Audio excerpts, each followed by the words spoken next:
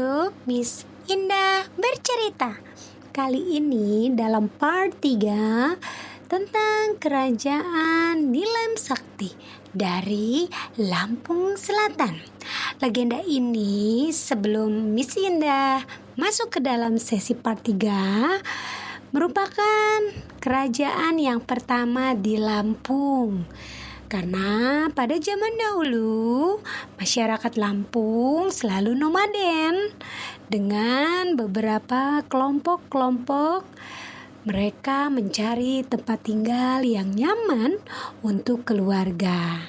Sampai suatu ketika ada satu kelompok yang mendirikan kerajaan di tepi sungai.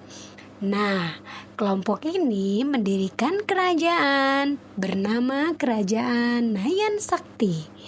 Karena satu kelompok ini mendirikan satu kerajaan di tepi pesisir dan sungai terbesar di Lampung, membuat satu kelompok ini cukup ternama dan banyak sekali yang bisa kita ambil dan gali dalam cerita ini. Oke deh, yuk kita sambut untuk cerita part 3 Kerajaan Nayan Sakti.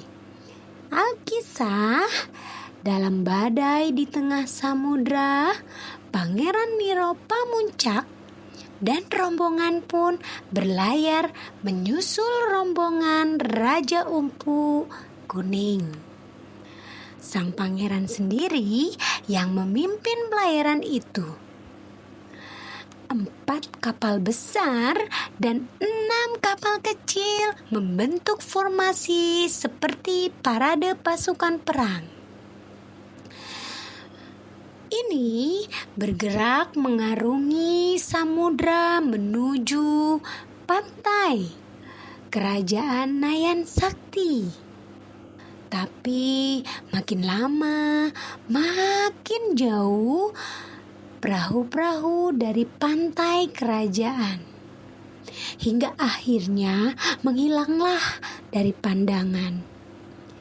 Perahu yang paling depan dipimpin oleh Minak Tua.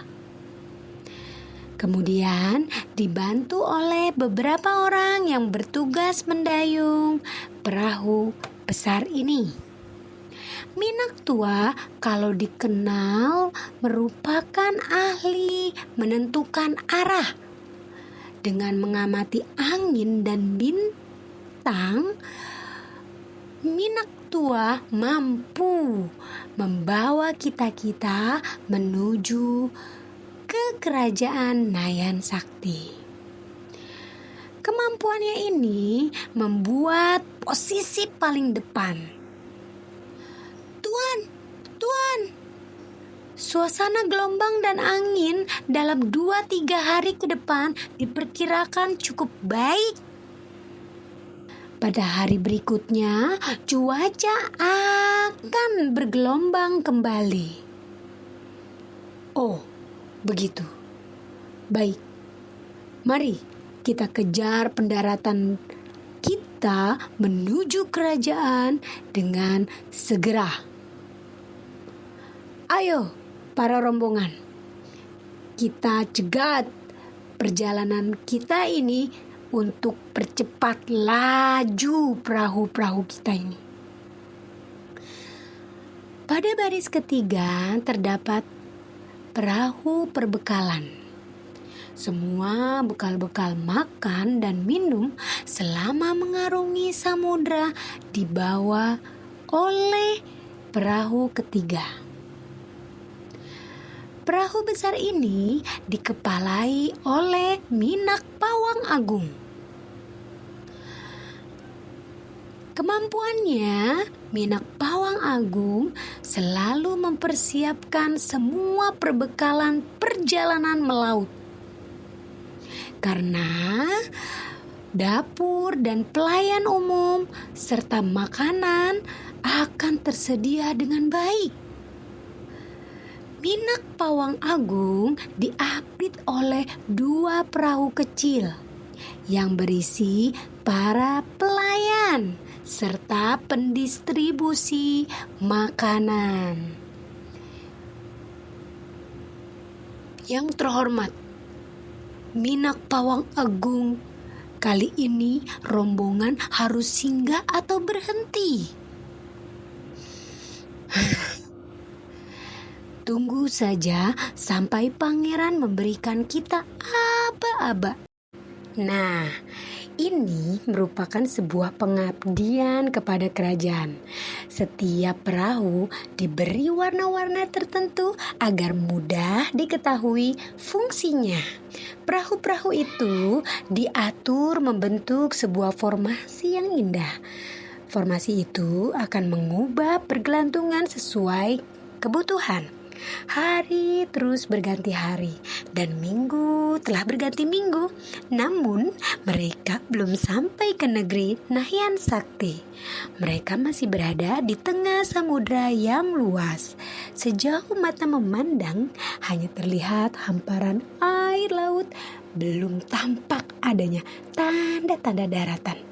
Pada suatu malam, langit yang bersimbah cahaya bulan tiba-tiba berubah menjadi gelap. Di langit terlihat gumpalan hitam mendekat ke arah rombongan Pangeran Niro Pamuncak.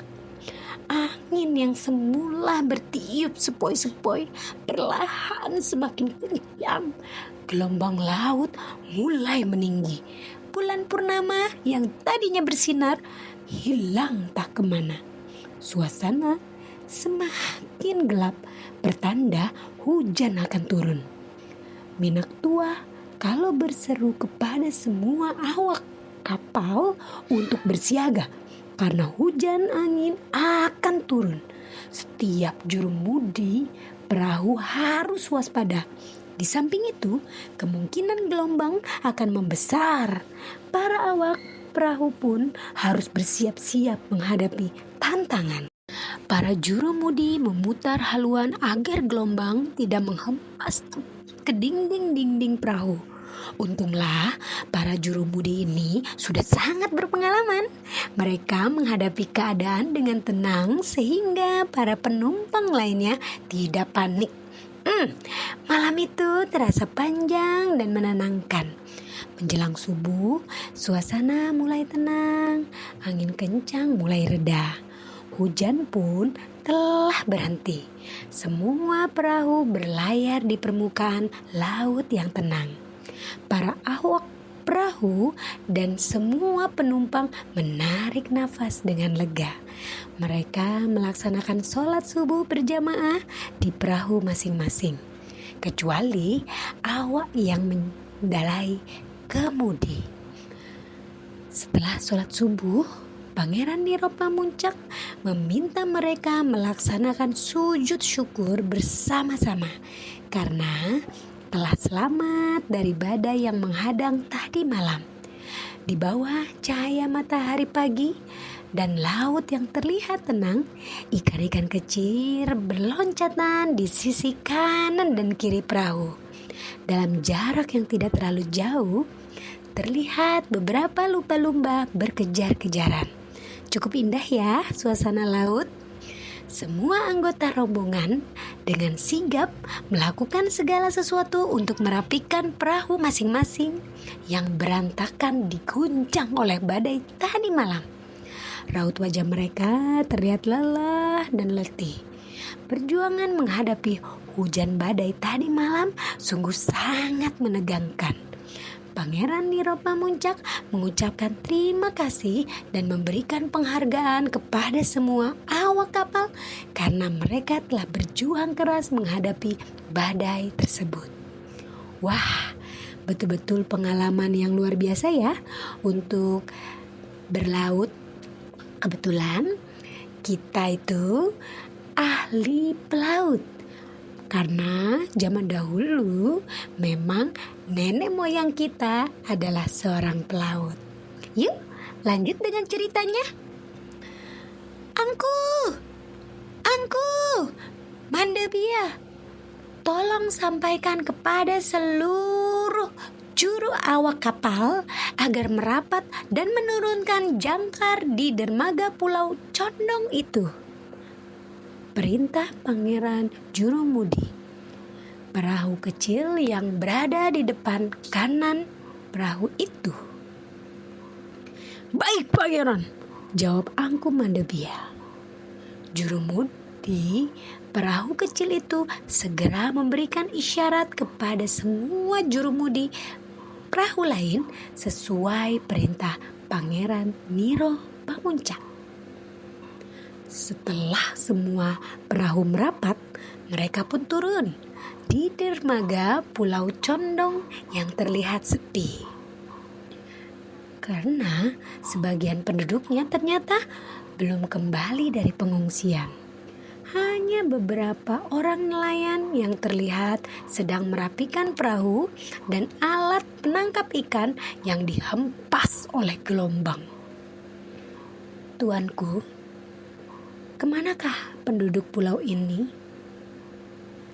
Aku tidak melihat satu orang pun dari tadi." "Maaf, Baginda, penduduk pulau ini sedang mengungsi ke perbukitan. Sejak kemarin angin bertiup kencang. Pepohonan yang ada di sekitar tumbang. Rumah-rumah di sepanjang pantai pun hancur dihantam gelombang," ucap seorang nelayan. "Baik." Sang pangeran pun dan beberapa hulu balang mencari sumber air bersih untuk memenuhi kebutuhan sehari-hari. Kedatangan Pangeran Niro Pamuncak menjadi berkah bagi penduduk Pulau Condong. Mereka menjadi bergairah kembali untuk membangun kampung mereka. Rombongan pangeran pun mengisi tempat persediaan air mereka ke kapal. Mereka juga mandi dan membersihkan diri serta mencuci pakaian dan peralatan yang kotor. Setelah semuanya selesai, pangeran dan rombongan melanjutkan pelayaran menuju kerajaan Nayan Sakti. Nah, apa ya yang bisa kita ambil dari kisah kali ini? Baik. Perjalanan merupakan rintangan dan cobaan yang harus kita tempuh. Baik itu perjalanan hidup, baik itu perjalanan karir, ataupun perjalanan kalian belajar di sekolah. Untuk itu, dari Miss Indah, apapun rintangannya, kalian harus berani dan harus hadapi dengan penuh tanggung jawab, dengan penuh kesiagaan. Jadi adik-adik, udah dulu ya kisah kerajaan Nayan Sakti part 3. Sampai ketemu di kisah kerajaan Nayan Sakti part 4. Bye, Miss Indah pamit.